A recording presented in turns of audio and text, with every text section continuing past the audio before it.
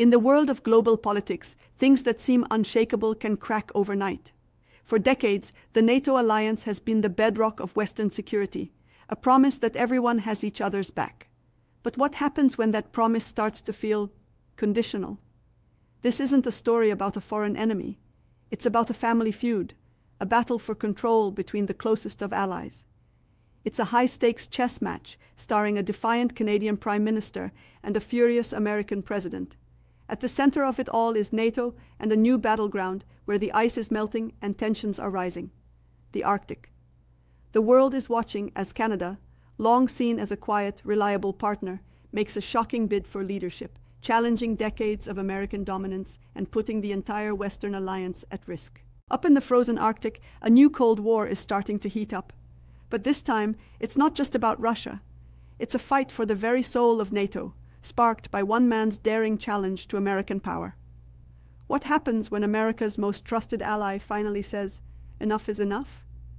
What happens when the world's most famous middle power decides it's time to lead instead of follow?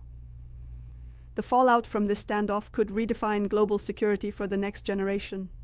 A new world order is being shaped, not by bombs and battles, but by the icy resolve of a nation tired of playing second fiddle. For over 75 years, NATO was a simple deal. An attack on one is an attack on all. It was the ultimate security blanket. But lately, that blanket has started to look a little frayed. The alliance, once united against a single foe, now faces a mess of new threats, from cyber attacks to climate change. But its biggest challenge isn't coming from the outside, it's coming from within. The return of Donald Trump to the White House in 2025 sent a jolt of anxiety through capitals across Europe.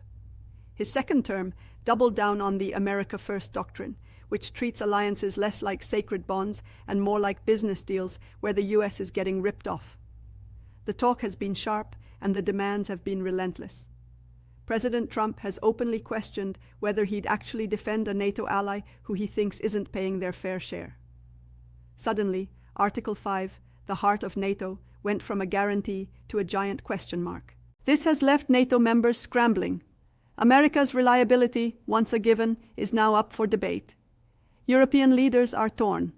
Some, like NATO's own Secretary General Mark Rutte, warn that Europe simply can't defend itself without the US. Others are pushing back, arguing it's time for Europe to stand on its own 2 feet. The alliance is stuck, teetering between finding a new balance and breaking apart completely. The pressure from Washington has been brutal. The Trump administration isn't just demanding allies hit the 2% of GDP defense spending target. There are whispers they're pushing for a shocking 5%. On top of that, there have been withering insults. Canada's Prime Minister was brushed off as a mere governor, a calculated jab meant to belittle Canadian sovereignty. For Canada, this wasn't just talk. It sparked a profound change in how the country viewed its relationship with its powerful neighbor. The feeling grew that the United States had become unpredictable, even predatory. The old order, built on trust, seemed to be crumbling, leaving a power vacuum and a world wondering what comes next. And that's when Prime Minister Mark Carney stepped onto the world stage. In the crisp mountain air of Davos, Switzerland, during the World Economic Forum in January 2026, Carney gave a speech that sent shockwaves around the globe. This wasn't the usual political fluff. It was a declaration, a new game plan. He told the global elite that the world was experiencing a rupture. The old rules-based order, the very system middle powers like Canada had championed for decades, wasn't working anymore.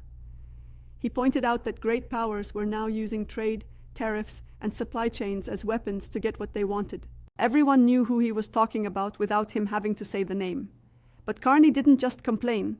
He offered a solution he called the Davos Doctrine. It was a rallying cry for the world's middle powers, countries like Canada, Australia, Japan, and the nations of Northern Europe. He argued that in this new era of superpower wrestling, they couldn't just sit on the sidelines and hope for the best.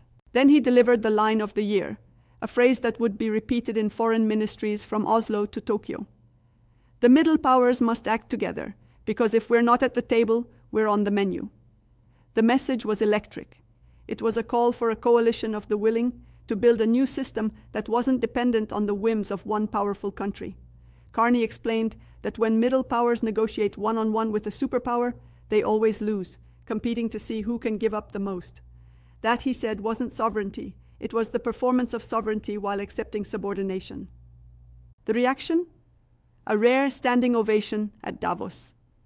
Leaders who had been feeling the same pressure finally felt heard. Denmark's Prime Minister Mette Frederiksen, who was facing totally unacceptable pressure from the US over Greenland, thanked Carney from the bottom of her heart. Carney's words gave a voice to a silent, growing frustration. He wasn't just Canada's Prime Minister anymore. He was now the unofficial leader of a movement of nations determined to take back control. This wasn't just a speech, it was a starting pistol. Canada was stepping out of America's shadow, and everyone noticed. Washington's response was swift, and it was furious. President Trump, having been upstaged at the one global forum he loves to command, was reportedly enraged. He didn't see Carney's speech as a thoughtful critique, he saw it as a personal insult, an act of defiance. In a later speech, Trump shot back, saying that Canada lives because of the United States. The gloves were officially off. The quiet tension between the two leaders had exploded into open hostility. Trump's administration started squeezing. Old threats to tear up trade deals like the USMCA were dusted off, threatening the deeply connected North American economy. The governor insult was thrown around again, a petty but effective way to try and undermine Carney. Memes even started circulating, allegedly posted by Trump himself, showing an American flag draped over a map of both Canada and Greenland. The message, though crude, was crystal clear. We're in charge. But the real flashpoint became Greenland. Trump's strange, long-held desire to buy the massive strategic island from Denmark was suddenly back on the table, and this time with a vengeance. It was no longer a weird real estate fantasy. It was now framed as a U.S. national security emergency. Washington leaned hard on Copenhagen, threatening to slap devastating tariffs on Denmark and other European partners who got in the way. This was a direct assault on Danish sovereignty and a threat to the entire NATO alliance. One NATO ally strong-arming another over territory. It was supposed to be unthinkable, but it was happening. This was the first big test of Carney's Davos doctrine. He didn't flinch. He publicly stood foursquare behind Denmark and Greenland, declaring that Canada opposed any form of coercion. Then, at a mini-summit in Oslo with Nordic leaders, Carney went even further. A Danish reporter asked him if Canada would offer military help if a NATO ally, and everyone knew he meant the US, invaded Greenland. Carney's answer was firm but carefully chosen. Canada would uphold sovereignty and territorial integrity with necessary measures alongside its allies. Think about that for a second.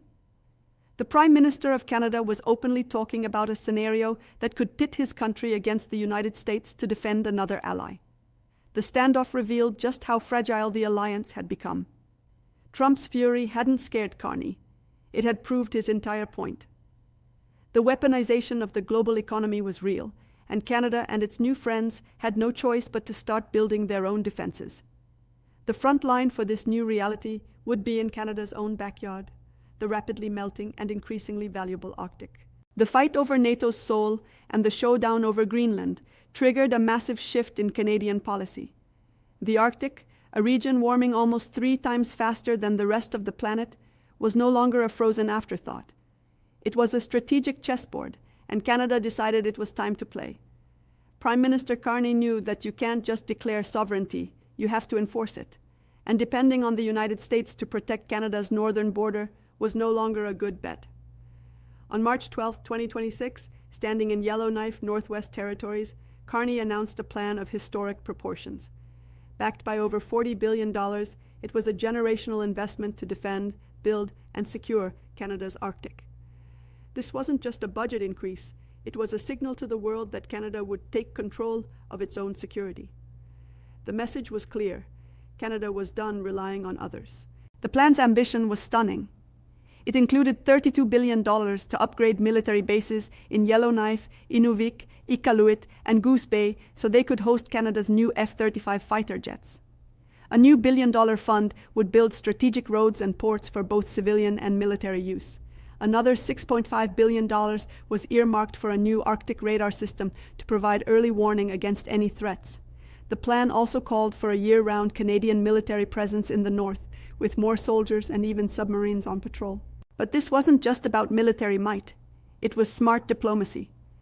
Carney pushed to create an Arctic pillar within NATO, but one led by the nations of the region, not by Washington.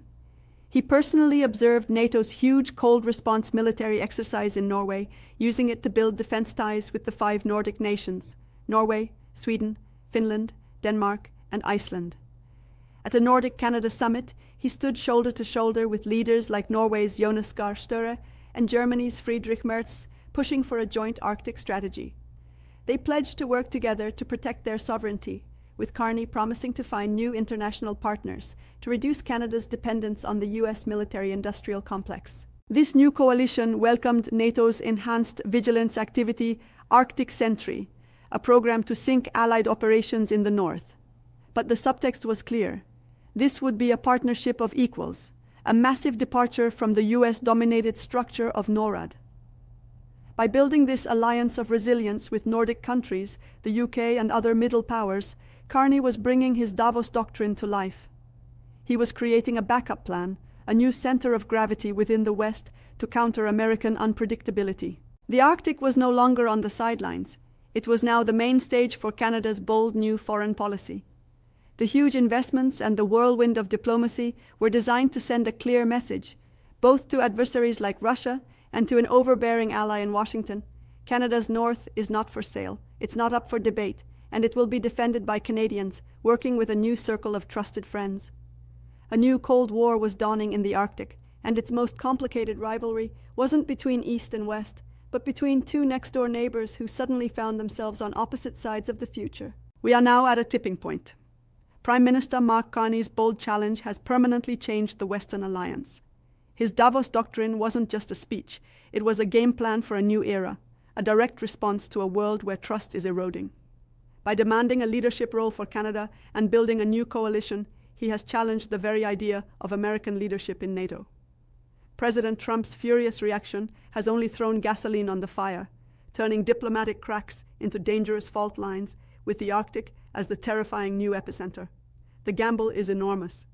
Historians might look back on this as the moment middle powers finally earned their seat at the table, creating a more balanced and resilient West. Or they might see it as the move that shattered NATO, leaving Western nations divided and vulnerable. The delicate balance that has kept a fragile peace for generations has been thrown completely off kilter. The stakes have never been higher, and nobody knows how this will end. So what do you think? Is Canada right to stand up to the United States and carve out a new role for itself? Or is this a reckless gamble that will endanger the security of the entire West? Let us know what you think in the comments below. And if you want to keep up with the geopolitical shifts that are reshaping our world, make sure you subscribe and ring that notification bell.